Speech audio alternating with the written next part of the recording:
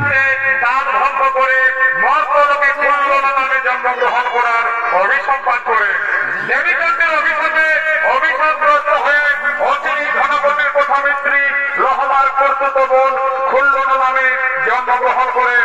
সেই খুল্লনা আজ ষোড়শী যুবতী তার সঙ্গী সাথীদের নিয়ে উৎফুল্ল চিত্তে খেলতে খেলতে ফুল বাগানে ফুল তোলার জন্য আগমন করছে।